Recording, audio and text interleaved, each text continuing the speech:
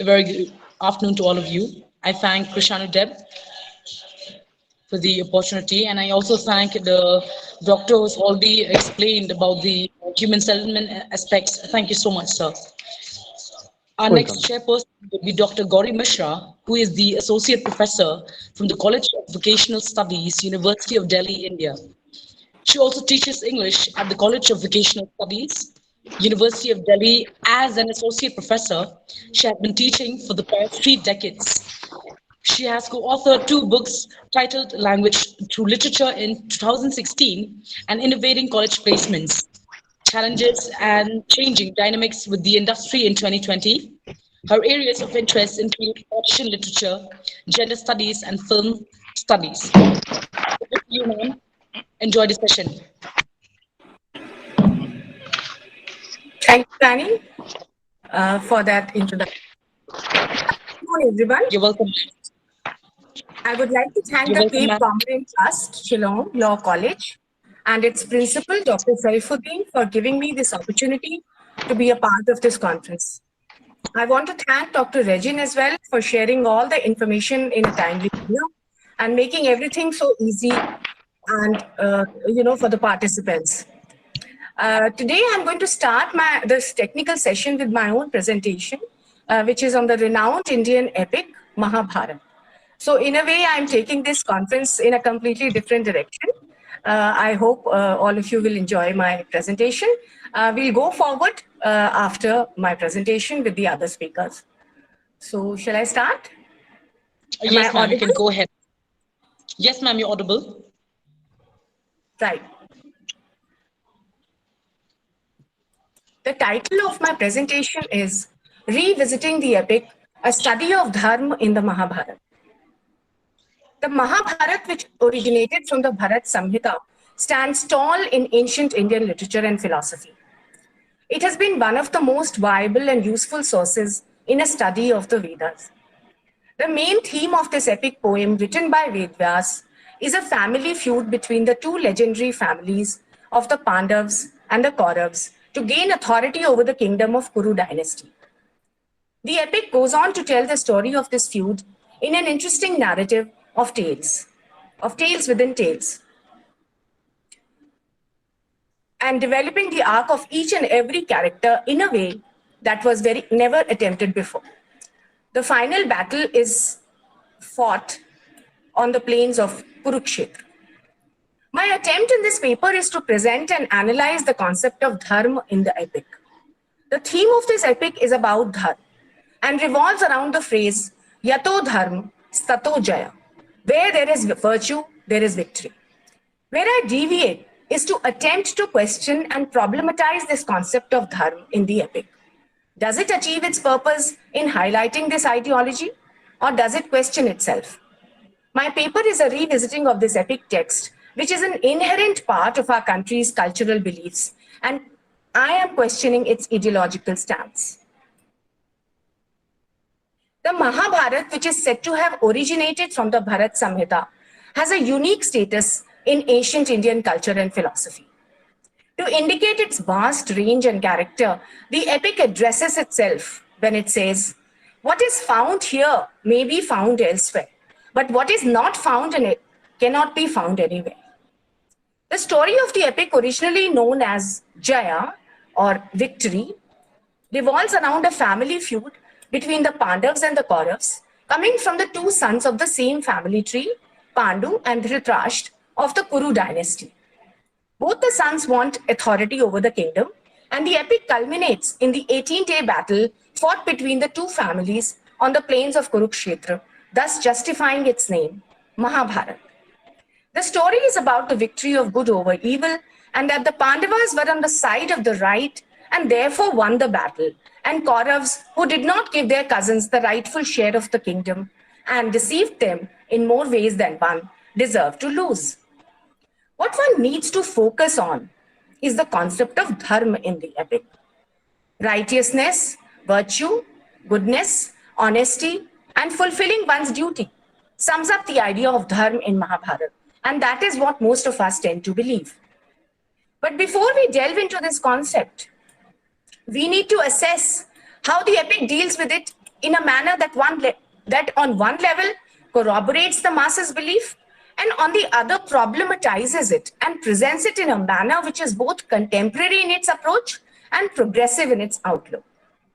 The general consensus about the epic, like its counterpart, the Ramayana, is that it reaffirms our belief in the conflict of good and evil and a reaffirmation of the victory of the former over the latter. Coming to the definition of an epic. So an epic is defined as a long poem of high excellence. In the words of C.M. Baura, it is by common consent a narrative of some length and deals with events which have a certain grandeur and importance. The theme of the epic can be summed up in one verse, Yato Dharma, Stato Jaya. Where there is virtue, there is victory. This line appears 11 times in the epic, including in the Stri Parv. The poet Ved Vyas, creator of the epic, believed that this is its core ideology. Virtue may be the one to suffer, but only temporarily. Victory always follows the righteous path. The Pandavas go through severe tribulations, have to hide themselves during Agyatvas, even though they have the blessings of all of the gods themselves. Now, Agyatvas was a 1-year period in which the Pandavas were supposed to be living anonymously after the 13-year exile period, which was given to them after the defeat in the Kaurav Sabha in the dice game. They were defeated. So they were exiled for 13 years.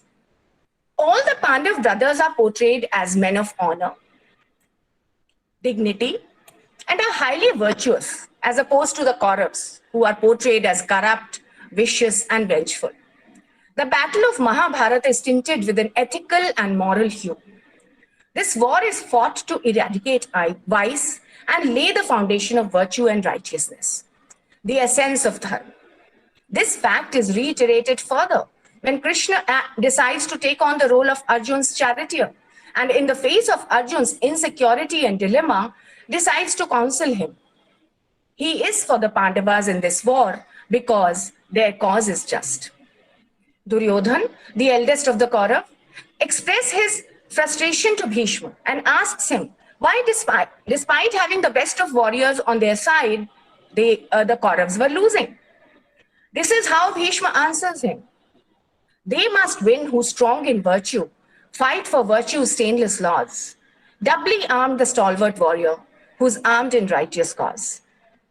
Thus it is clear that even though the epic describes the battle scenes in appreciative tones, there is an inherent sense of idealism permeating its entire narrative. The question that 21st century readers may be concerned with is the nature of this virtue that Vyas propagates in the epic. The answer lies in his belief that it is nothing but a code of conduct. He emphasizes the duty of a king, a wife, and a brother. He also insists on an unquestioned faith towards the divine. Mahabharata is not just an account of a battle. It lays importance on the relationship between a king and his subject, between a brother and brother, between husband and wife, and most importantly, between man and God. Dharma is inherent in each of these, and that is the virtue that Vyas is expounding.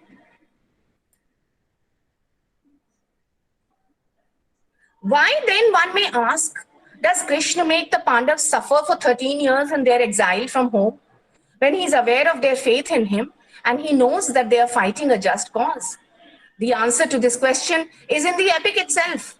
It is connected to the belief that God keeps testing his own people, especially those he loves, and wants them to unite with him.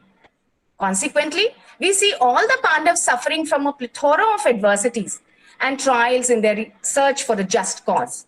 These hardships make them face all kinds of tribulations and finally learn and grow into the kind of mental strength they all possess.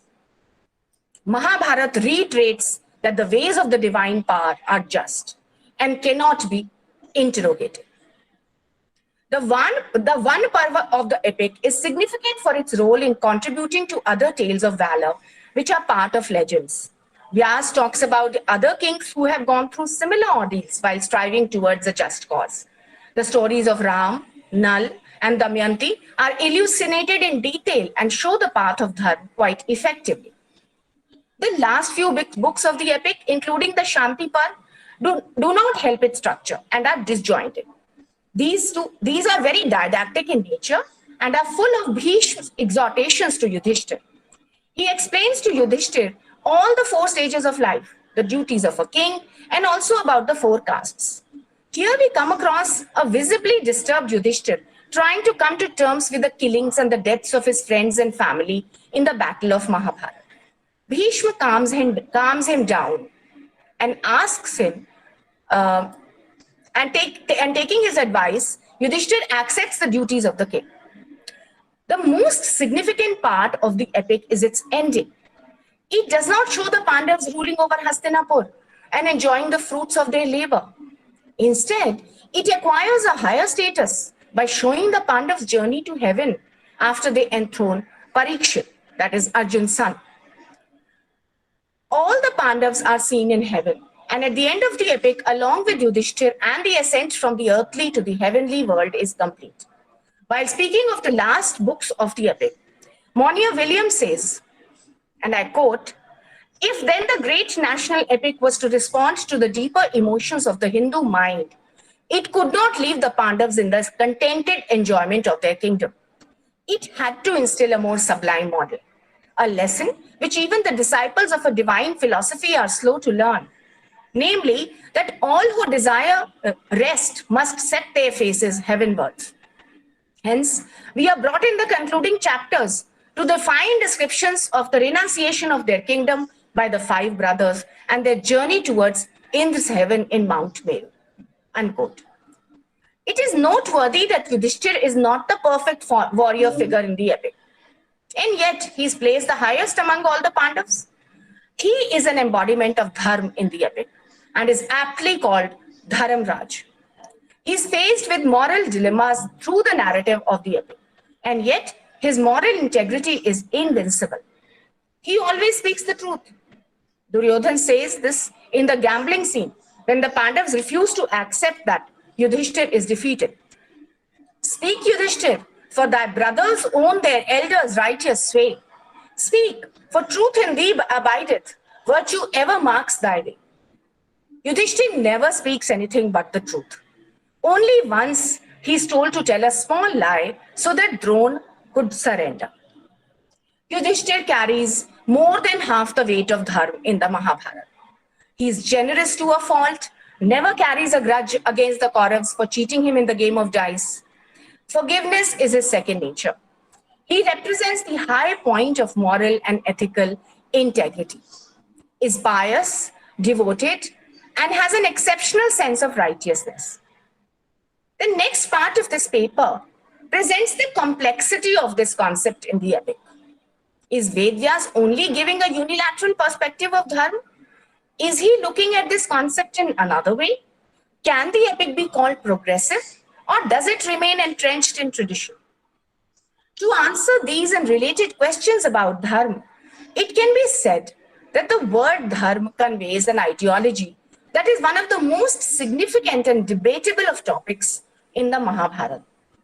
It is contested again and again in the epic. Its usage is multifarious and does not adhere to a single interpretation.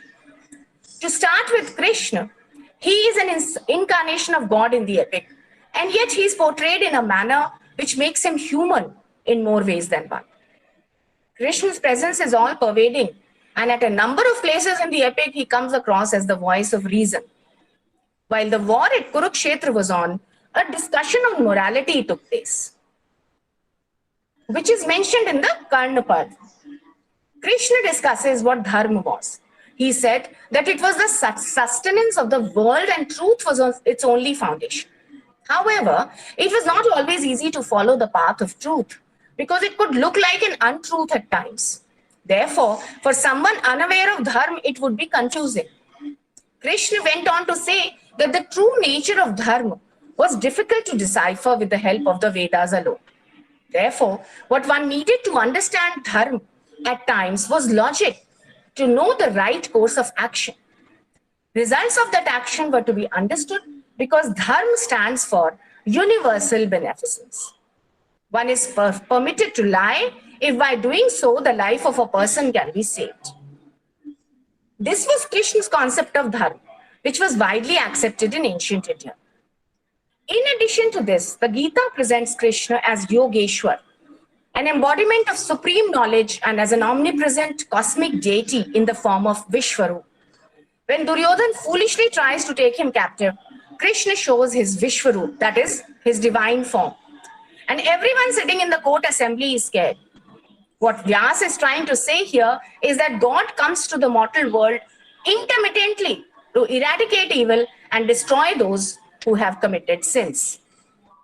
In the Mahabharata, a significant moment of crisis arose when Arjun observed his opponents like Bhishma, Dronacharya, and other close family members and friends. He did not want to oppose them and sought Krishna's advice.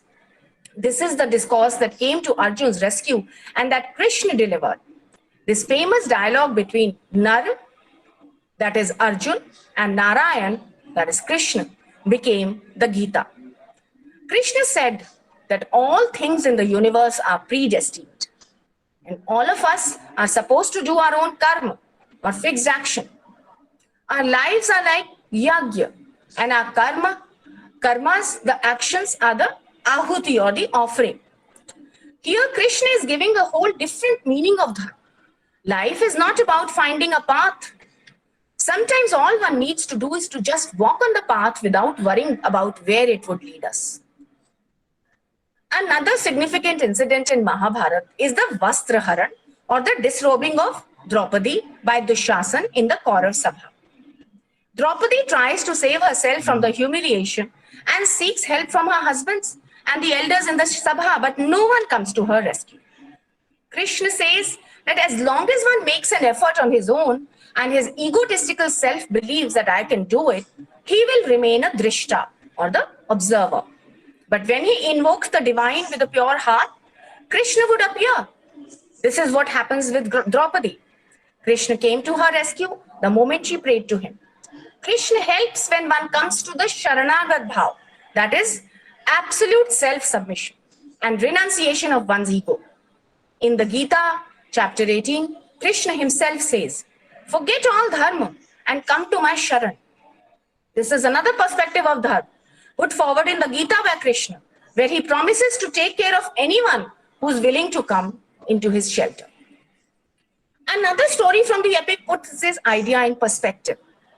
Just before the war was about to begin, and both the Kauravas and the Pandavas were worried about whether Krishna would join them or the rival group, both Arjun and Duryodhan decided to take the matter in their own hands and visit Krishna the same day.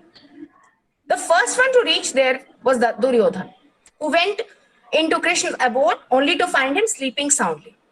He thinks it audacious to wake him up and went and sat near Krishna's head so that as soon as the Lord woke up, he would listen to his request.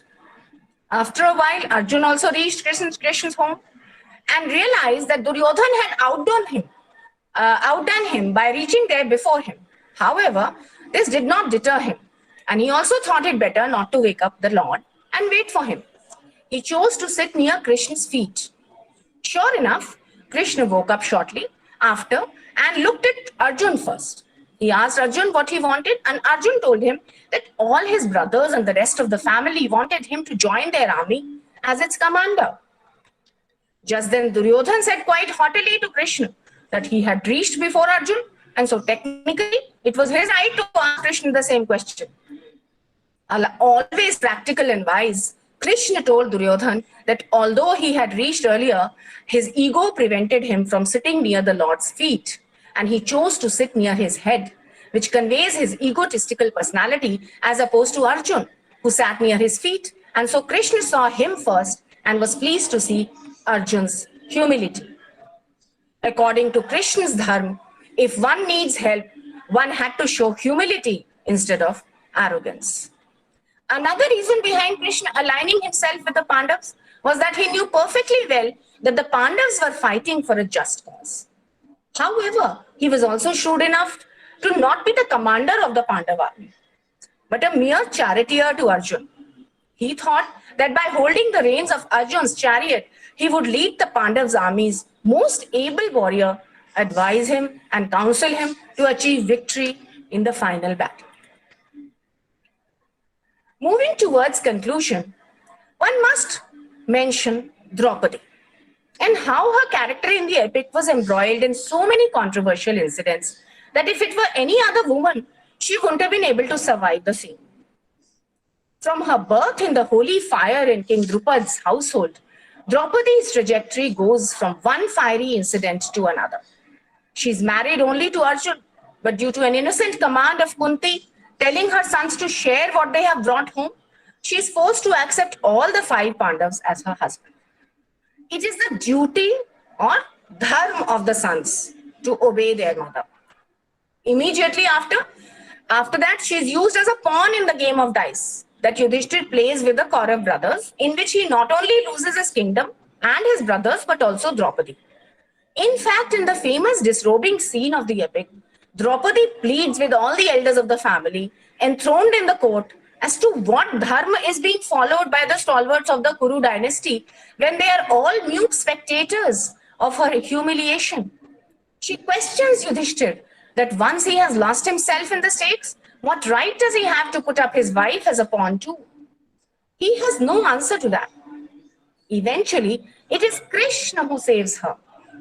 In a beautiful rendering of this incident, in a novel called A Palace of Illusion, Chitra Banerjee Divakaruni writes what Draupadi is feeling at this point of the epic. The sounds of the courtroom faded. I'm quoting from the novel. The sounds of the courtroom faded. The Shasan's grunts, the watchful eyes. Suddenly I was in a garden. The wind smelled of sandalwood. Krishna sat beside me on a cool stone bench. His glance was bright and tender. No one can shame you, he said, if you don't allow it. Unquote. Now, this is a very interesting novel because it gives you a perspective, it gives the readers a perspective of Draupadi. So the whole novel is about Mahabharata, but from the perspective of Draupadi. How would the epic be if Draupadi narrated all the incidents? What is significant is that Draupadi is shown as standing up to all the men at one point or another, and that is a definite departure from the other epics. A woman's dharma, and now I'm going to talk about these different women in the epics who are supposed to follow this Stri dharma. Okay, a woman's dharma or the Stri dharma, the epic reiterates time and again is to hide from your family what they don't need to know. Kunti, follow your husband's footsteps by blindfolding yourself. Gandhari, protest, but take your revenge in your next incarnation. Amba, follow your husband in the exile. Sita, pray for your husband, wish him well, even when he leaves with his brother. Urmila, suffer at the hands of your husband and turn into a stone for no fault of yours. Ahilya, and so many more examples. Draupadi does go with the Pandavas, but always manages to hold her own in face of adversity. In that sense, her dharma is that of a woman who has gone through fire and emerged stronger. She takes a pledge to wash her hair with Duryodhana's blood and fulfills it when Bhim kills Duryodhana. She tells Arjun that although she will be a wife to all his brothers, it is him whom she loves. Never do we see her afraid and unable to take decisions. I conclude, one can say that dharma in Mahabharata is an ideology which is as modern as it is ancient. The epic is not giving us a black and white world. In fact, it is giving us a mirror image of our own world by painting it grey.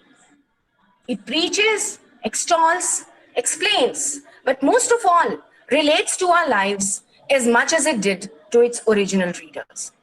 Thank you.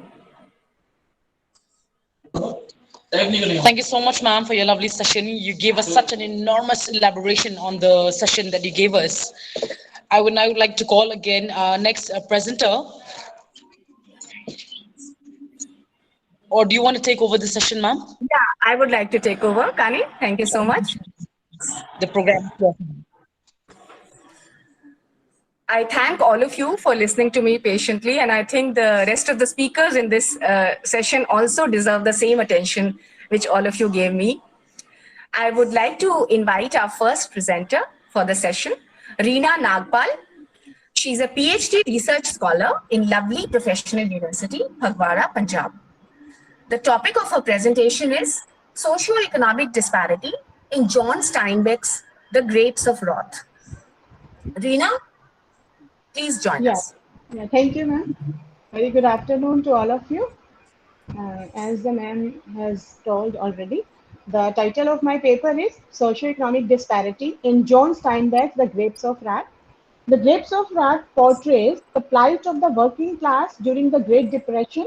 It highlights the problems faced by the farmers and migrant workers during the Great Depression.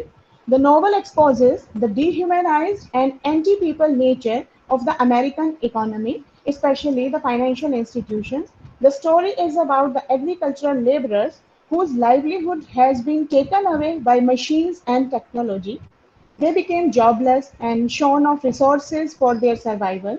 It is a story of the dispossessed Oklahoma family and their struggle to carve out a new life in California at the height of the Great Depression. Throughout the novel, the narrative focuses first on the broader history behind those who owned and took over the land in the West. He also focuses on the specific experiences of the Okies who are forced to move west due to the selfishness of the greedy landowners. Here, the narrator suggests that these landowners are blind to this cycle of history. They think themselves exceptional because of their specific grip on others weaker than they are because of their ability to erase the dignity of their workers. But the narrator points out that the desire to rebel against unjust power never goes away. It is a defining fact of human history. Steinbeck describes the tense relationship between the landowners or ownermen and the tenant farmers in this novel. The landowners can direct the tenant farmers when they must leave the land to get more profit from the land. Here, the landowners may be powerful compared to the farmers, but they too are caught up in more extensive processes directed by faraway multinational corporations. The book's perspective has switched to tenant farmers preparing to leave for California and to one who is disillusioned by the process of selling his belongings. His tools are now useless because of new technology. He feels that he is now just as broken. Some treat California in the book as a marvelous land of opportunity. It is a place to recover some of the agency and stability that the tenant farmers have lost in Oklahoma. This farmer, however, begins to feel as though California is not just a random choice but a useless one. Wherever he and his fellow farmers go, he believes they will be pursued by the sense of hopelessness that has defined their work up to until now. If there is any silver of hope left, it is in the fact that there are so many people like this that they make up. And someday the armies of bitterness will be going the same way and they will walk together. There will be a dead terror from it. This was a quote from Steinbeck's novel. Yet the narrator describes specific changes taking place due to technological progress coming to replace humans with tractors and other machines on the farms of Oklahoma by creating distance between the land and the person using it, between labor and it means, and the narrator suggests that these changes alienate people from the very source of their stability and livelihood. As the technology continues to distance people from their sources of wealth and resources, the narrator suggests people come to look scornfully at this land, failing to understand the mutual interdependence between humans and the environment. The spread of technology does not only mean that vast landscapes will be transformed into ugly, barren outdoor factories, useless except for the money that can be extracted from them. Besides this, it means that people themselves will feel less strongly a sense of humanity in their connection to the place they live. Steinbeck suggests that the story he is writing is only one part of a more extended history through these powerful lines. His characters may seem desperate and dehumanized continuously. Their experiences may be in some ways unique, but in other ways their lives fit into a narrative about progress, resistance, and struggle for human rights and recognition. The book itself might not include any revolutions or even political battles, but these remain in the background relevant to everything else that happens. As the situation of the migrant farmers becomes more desperate, book states these people no longer seem like real people or even like farmers, but rather begin to be defined solely as migrants torn from their homes and unable to settle into a new home. The great companies described here are eager to squeeze out as much work as possible from the migrants who cannot support themselves or their families with their meager earnings. Instead, they grow hungrier and hungrier. The companies believe their hunger to be something manageable. Indeed, they may even think that their desire makes these people more docile and less willing to rise against the unjust forces affecting their lives. What the narrator suggests, however, is that hunger is not something meek and quiet, but rather another kind of wrath. And in this book, of course, wrath can be mighty and valuable, a force that can provoke change and remind characters that they are alive enough to fight. The Grapes of Wrath, now I am going to conclude my paper. The Grapes of Wrath is a social document of the time, a record of drought conditions, economic problems, and sharecropping lives of those living and working on the land. Steinbeck's vision of collectivity is not based on an organized division of labor and property, but rather on a nuclear agreement between human beings that ensure they each receive as much as they need and are happy with that amount. Steinbeck is not openly calling for revolution or relying entirely on either attacking the rich or supporting the poor. He is merely struggling to find a way to illustrate the necessity of one man to be willing and able to rely on other for support. Thanks to all for listening patiently. Let's go ahead with the politics of language, a study of some case histories of cybercrime. Yes. This is the topic of the presentation. So why don't you just start? Thank you. Yeah. So first of all, I would start with language, how it plays a very significant role in order to mold or in order to lure young girls, young women, in order so that they get trapped in very huge space, which is called cybercrime. And these days, cyberspace has become equivalent to a lot of, it has become very effective in these days because we take a lot of time in only accessing internet, in only seeing our profile pictures, or investing a lot of time with in our cyberspace. And how it becomes difficult for people who don't understand and in no time they get trapped.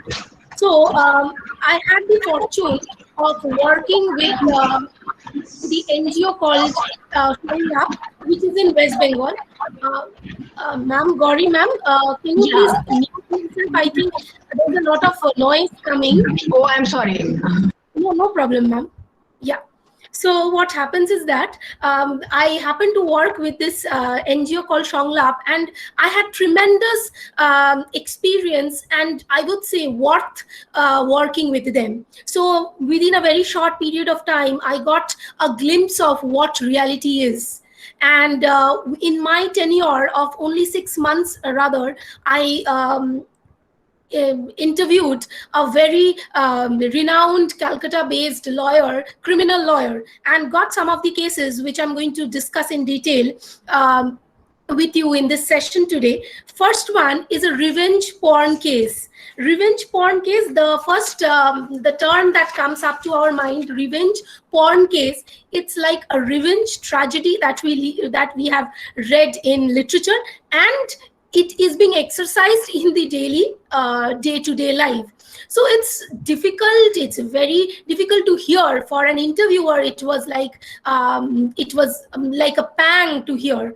But I'm grateful to the lawyer who told me this case. So this case is noticed in West Bengal, was that of a victim girl who was in relationship with the accused for 3 years.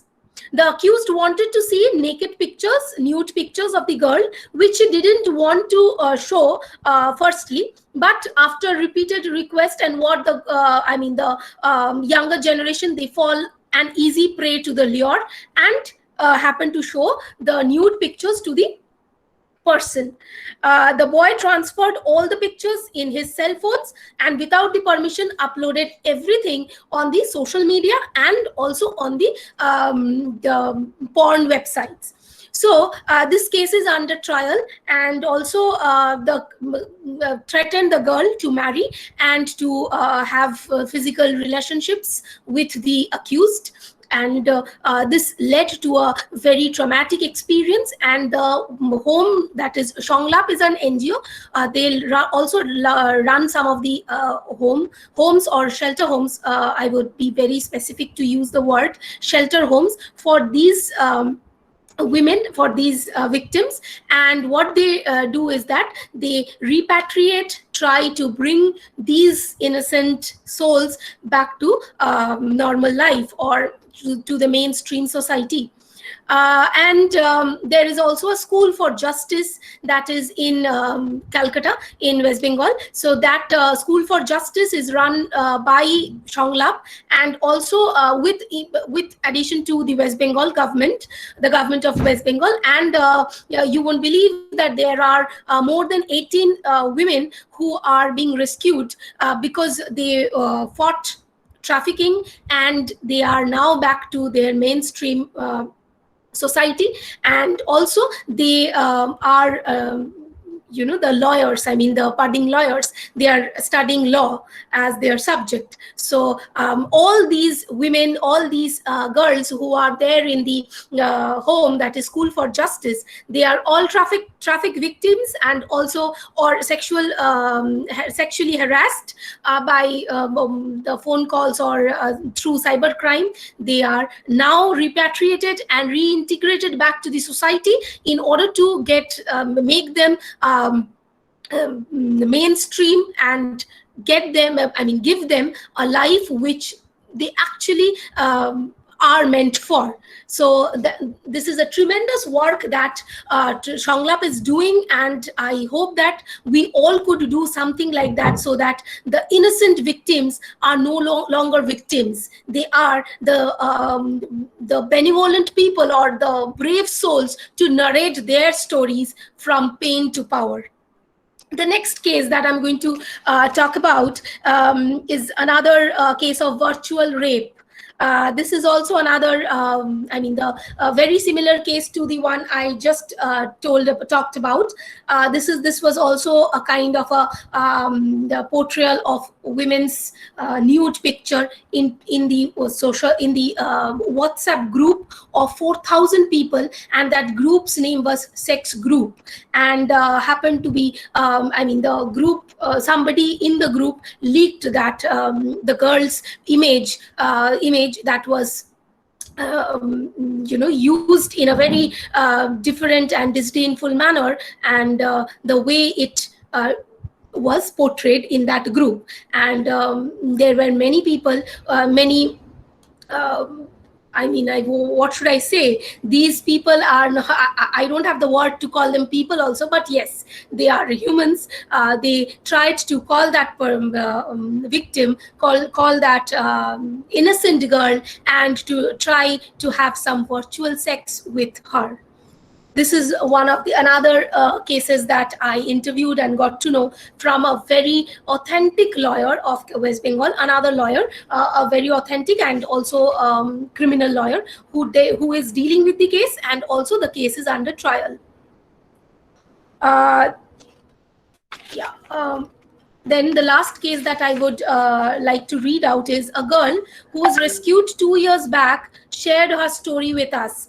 This story I got to know from a place called in Sundarbans. It is in West Bengal, and the place name is Sonajhuri, where we went for a survey to see that what is the status of the victims right then and to find their mental status so that we could do something for the betterment of their mental health, which in India is one of the biggest problems that we deal with. How much mental health problems we have, we do not care about them, and we do not even acknowledge that this is one of the issues we must deal with.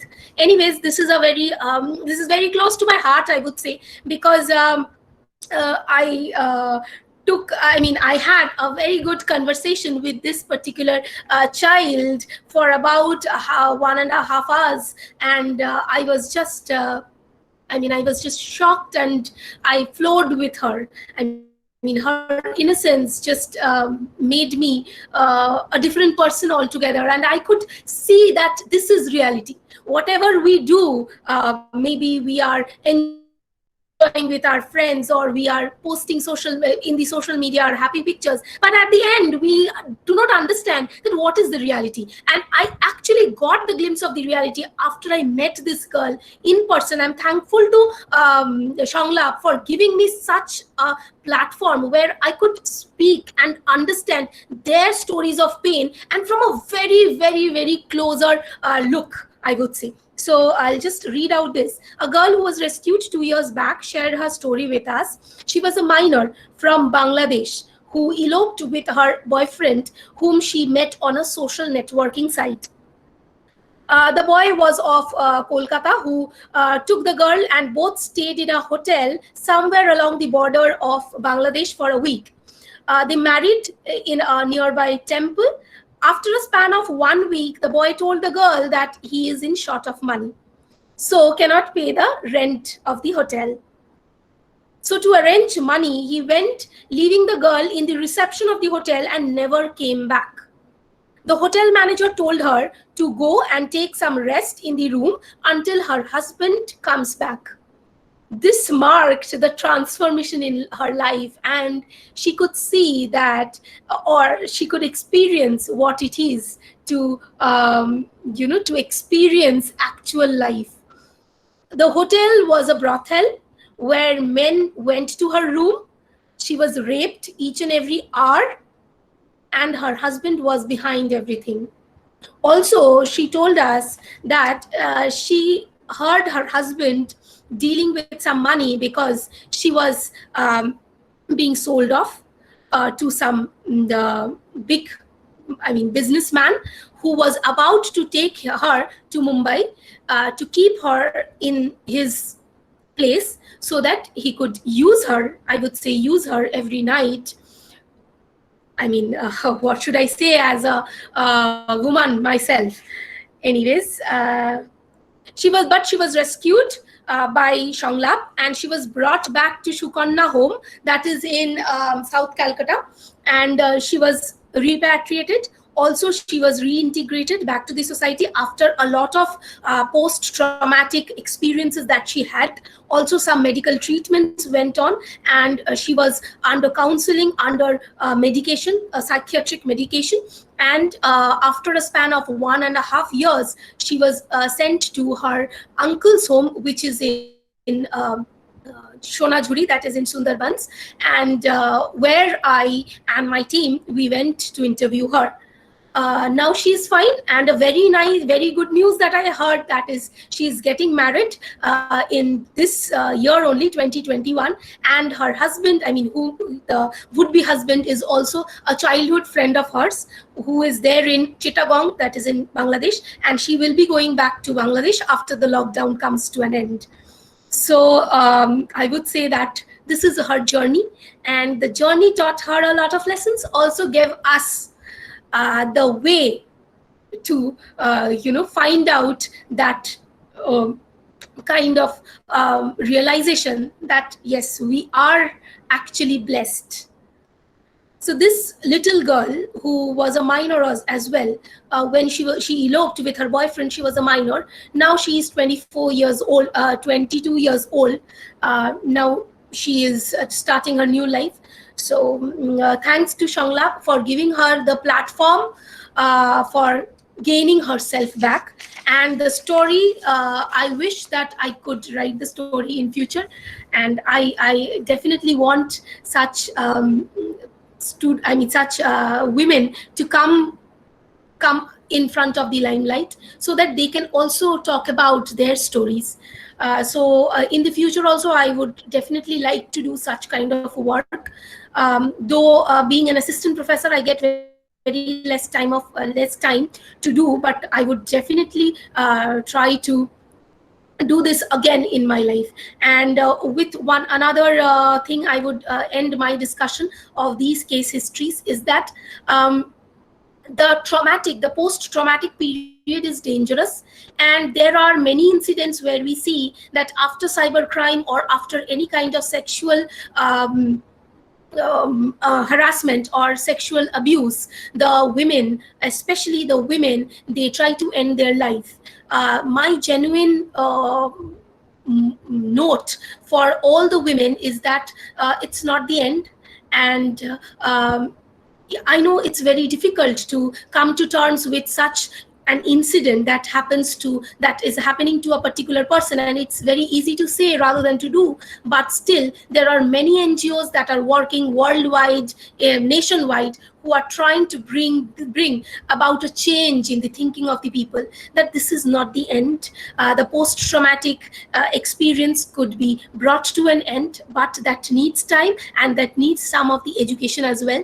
If each of the universities, if each of the colleges, as faculty members, we can run a particular mental health or cyber crime space, a cyber cell, where the students would come up with their experiences, I think that would be one of the wonderful things that we could do as humans, as educationists. So thank you, ma'am. I think that's my end of the paper. That was amazing, Preeta. That was really good. And, so much of awareness you have given us in one session. It was really enlightening. And also, you're doing very good work. I think you're doing, the work of not only, catching these cyber thieves, but also of women empowerment in a way. Yes, yes. Which is very, absolutely. Yeah, absolutely. It's very important. Absolutely. Rani, would you like to say something about her paper?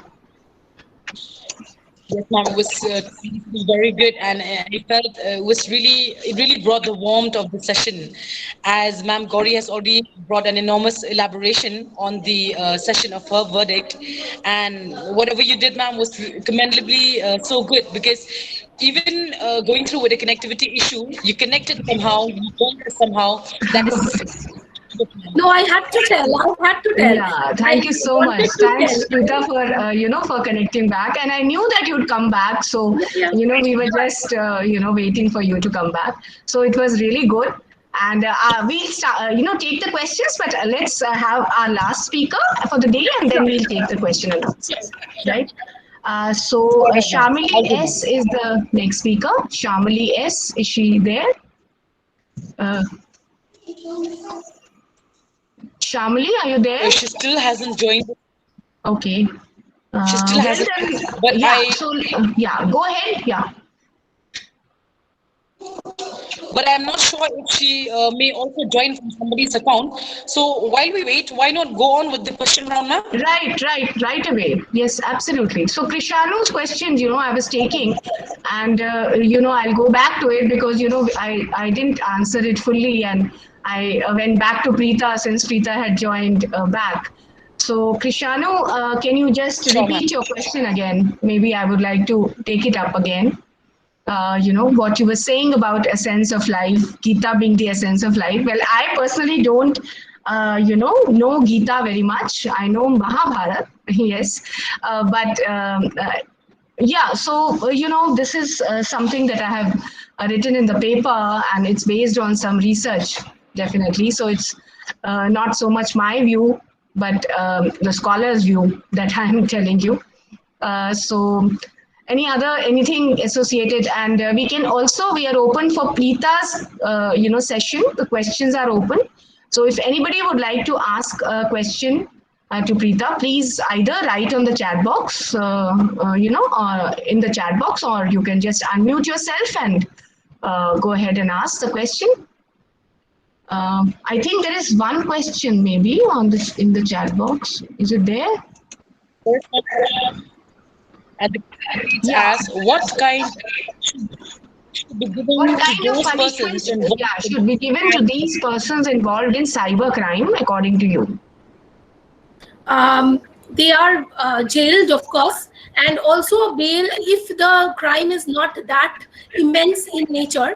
So for that reason,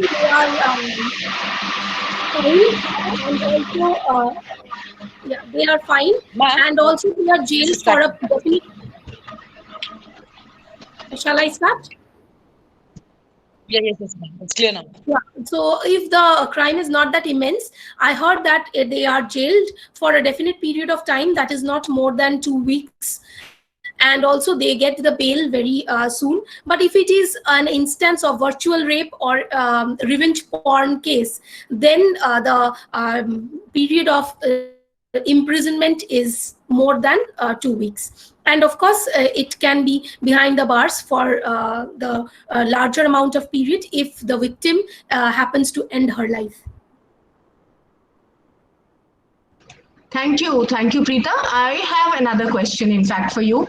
I was just wondering whether you act on a complaint in cybersecurity. So how does it happen? So if somebody,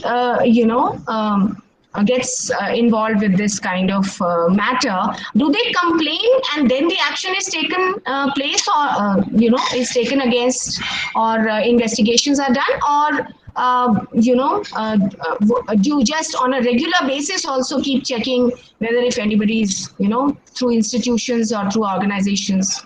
How does it kind of, what is the logistics? Yes. After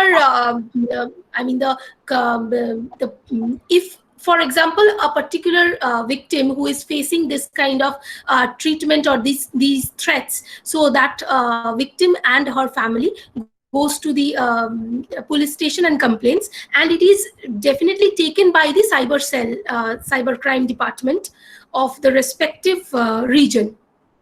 So in that way it is taken. And if you ask me that how Shonglap takes it up, then Shonglap has a tie-up with the cyberspace, and just like other NGOs also who are working in this field, so they happen to take some of the cases. Some of the cases are given on to the other NGOs. In this way, right. What is the name again of the NGO you said? It's what is the word and what does it mean? What does it mean? Shonglap is the people's cry. Shonglap is the people's, the voice for the people. Okay, wow, that's really good. Yeah. It's a Bengali word which means the voice for the unheard. Very good. Yeah, thank you so much. I understood the Shukanya home, but I didn't get the name of the NGO right.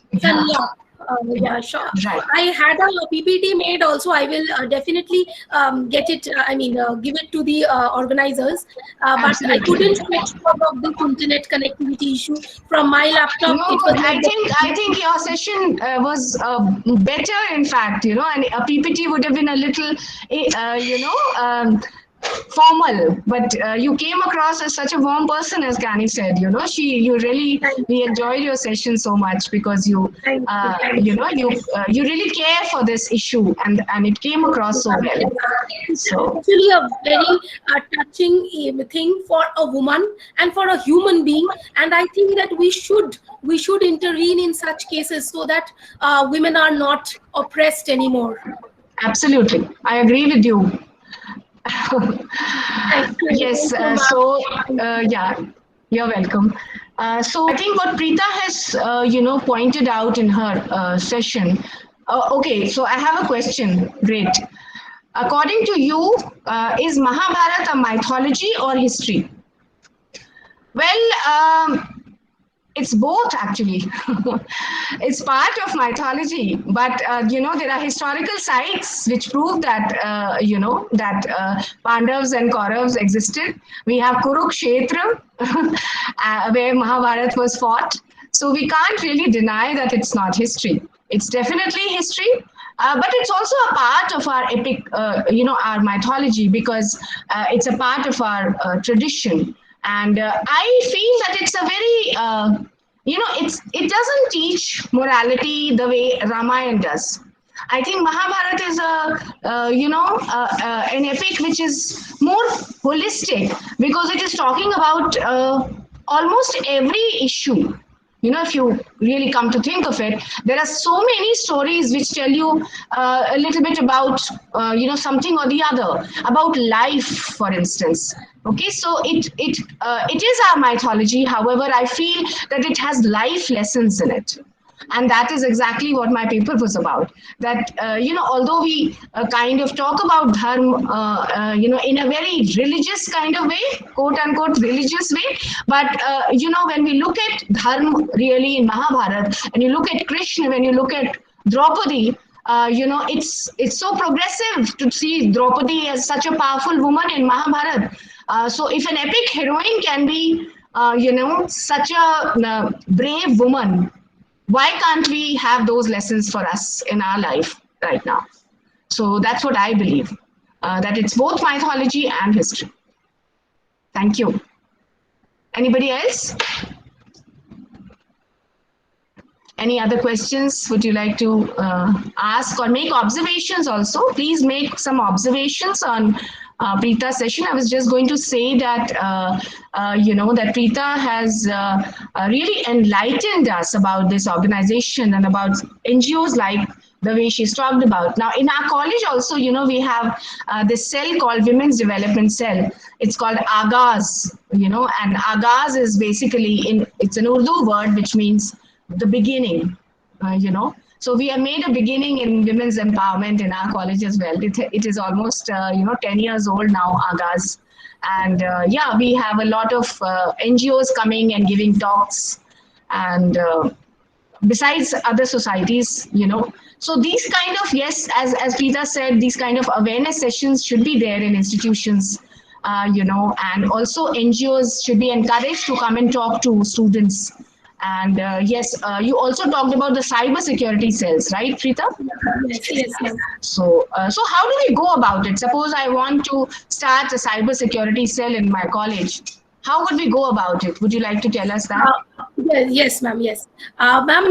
By contacting the police now, if, for example, we are in a metro city, as I stay in Delhi, so if I call the Delhi police, they will give me the contact details of the cybersecurity cell, and with that, as an institution, we can have some awareness from the cybersecurity cell in our college, and also we can parallelly run the college and the cybersecurity of Delhi police. In that, very much campaign to this field. Okay, so I would definitely like to inform my college authorities about this, and it's a good idea, to start one. Never better late than never. Right. And I'm also a resident of Delhi, so I would definitely try to visit Agaz one day. Please do. I will, what I'll do is we'll have an event and we'll invite you as a guest speaker. Oh my God, I'm Yeah, so I didn't know you were based in Delhi. So yeah, I am based in Delhi. Great, yeah. Very good. So what do we do, Cami, now? I think the questions are also over. And we have discussed Preeta and I've seen a couple of questions also. So should we just wrap up now and you go ahead with your next guest, schedule, right, Cami? Yes, ma'am. As we're rushing with time, I believe waiting would not be the correct moment for now, because we've already crossed 2 rounds and ma'am has still not joined. Right. So I would like to end this session by thanking both of you, beautiful women. You've given us such an articulating expression of the gestures and the means on what are the women, and accepting all the situations that not every regular or not every common woman would think of this background. I thank you. Thank you so much. Thanks, Cami. Thanks. Thank you, Preeta. Nice. Thank you. Very good. That made my day, actually. Thank you so much. Yeah. Thank you, Ani ma'am. Thank you. Thank you, Cami. Gauri ma'am. Thank you so much. Thank you so much.